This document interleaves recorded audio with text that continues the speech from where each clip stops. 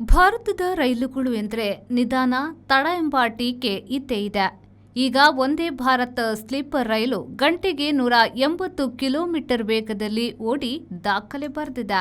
ಕೋಟಾ ಮತ್ತು ನಗ್ದಾ ವಲಯದಲ್ಲಿ ವಂದೇ ಭಾರತ್ ಸ್ಲೀಪರ್ ರೈಲು 180 ಕಿಲೋಮೀಟರ್ ಓಡುವ ವಿಡಿಯೋ ಕ್ಲಿಪ್ ಅನ್ನು ರೈಲು ಮಂತ್ರಿ ಅಶ್ವಿನಿ ವೈಷ್ಣವ್ ಅವರು ಹಂಚಿಕೊಂಡಿದ್ದಾರೆ.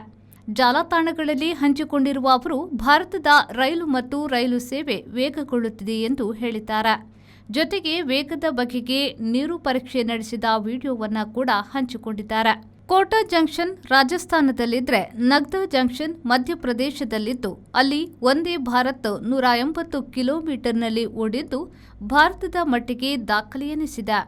ಹೊಸ ಪೀಳಿಗೆಯ ಈ ರೈಲು ವಾಟರ್ ಟೆಸ್ಟ್ನಲ್ಲೂ ಪಾಸಾಗಿ ವೇಗ ಖಚಿತ ಎಂದು ತಿಳಿಸಿದೆ ಎಂದು ಸಚಿವರು ಹೇಳಿದ್ದಾರೆ. ಖಚಿತವಾಗಿ ರೈಲು 182 ಕಿಲೋಮೀಟರ್ ವೇಗದಲ್ಲಿ ಓಡಿದೆ. ಆಗ ಬೋಗಿಗಳಲ್ಲಿ ಗ್ಲಾಸ್ನಲ್ಲಿಟ್ಟ ನೀರು ಚೆಲ್ಲಿಲ್ಲದಿರುವುದು ರೈಲಿನ ಸ್ಥಿರತೆಗೆ ಸಾಕ್ಷಿ ಎಂದು ಹೇಳಲಾಗಿದೆ.